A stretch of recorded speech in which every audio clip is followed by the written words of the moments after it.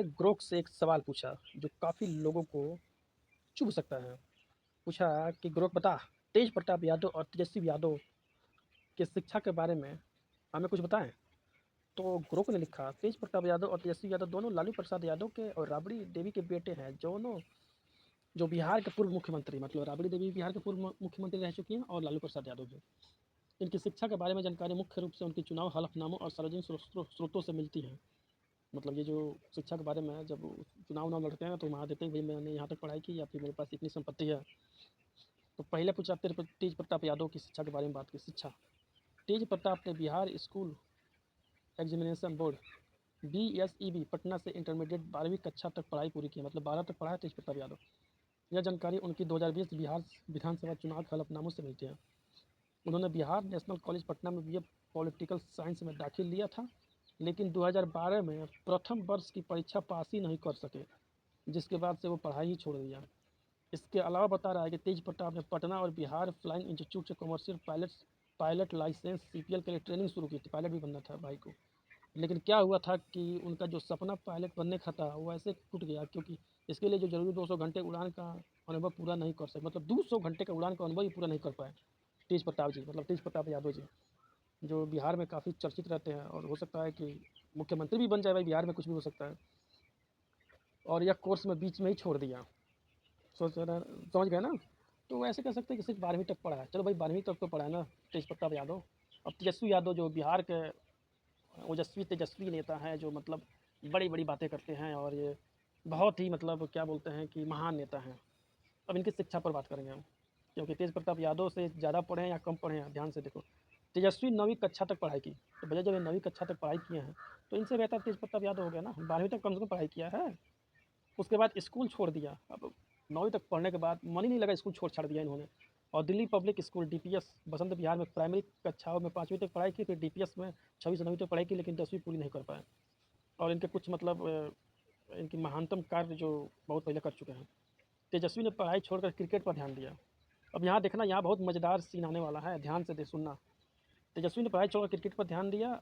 अब वे दिल्ली की अंडर 15 और अंडर 19 क्रिकेट टीमों के लिए खेले, मज़ेदार तरीके से खेला। और 2008 में दिल्ली डेयर डेविल के साथ इंडियन प्रीमियर लीग यानी IPL में भी शामिल हुए।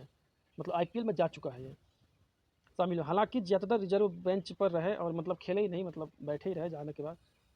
और देखो मतलब ये क्या चमत्कार है भाई। ये इसकी उम्र अभी कितनी है, ये 35 साल है। तो 2013 में इसकी उम्र कितनी थी? 13 12 25 12 घटा दो तो 35 12 23 साल। ये पहला ऐसा महान क्रिकेटर है जिन्होंने 23 साल की उम्र में संन्यास ले लिया।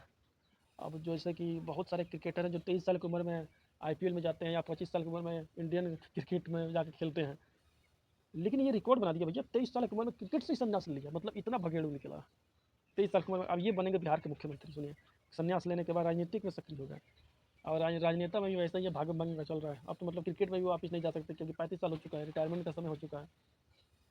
उनकी औपचारिकता पढ़ाई 9वीं कक्षा तक सीमित है। उनके पास कोई भी डिग्री नहीं है।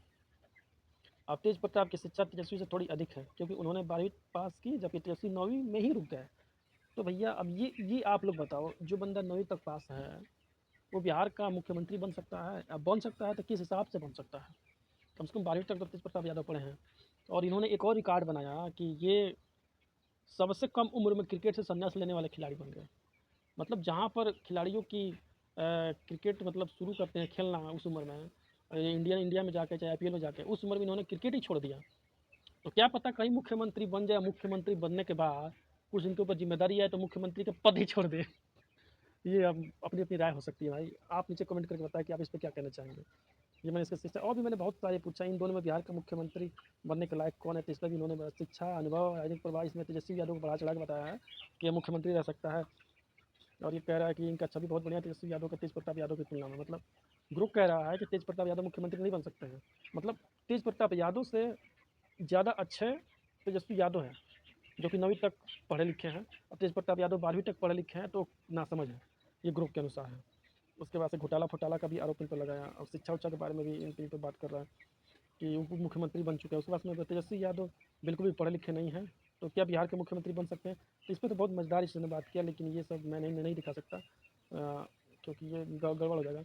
अगर तेजस्वी यादव के हाथ में बिहार की सत्ता आ जाए तो क्या बिहार का बेड़ा गर्क हो जाएगा? लेकिन इसमें इन्होंने सही दिया कि मतलब एजुकेशन से और सत्ता से कोई मतलब नहीं है। मतलब कि ये बहुत ही मज़ेदार तथ्य है कि कम पढ़ा लिखा जो आदमी होगा वो कोई गवर्नमेंट जॉब नहीं ले सकता है और खूब पढ़ने के बाद से आईएएस पीसीएस बन सकते हैं, लेकिन जो अनपढ़ गँवार भी हमारे मुख्यमंत्री बन सकते हैं।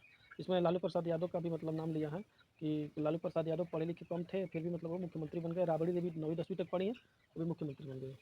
तो ये सब भ्रष्टाचार का साया भी सब दिखाया है। तो ये सब चीज़ें मैंने इनके सिर्फ एजुकेशन के बारे में पूछा था, कितना पढ़े लिखे हैं, तो ये सब इसमें बता दिया इसने।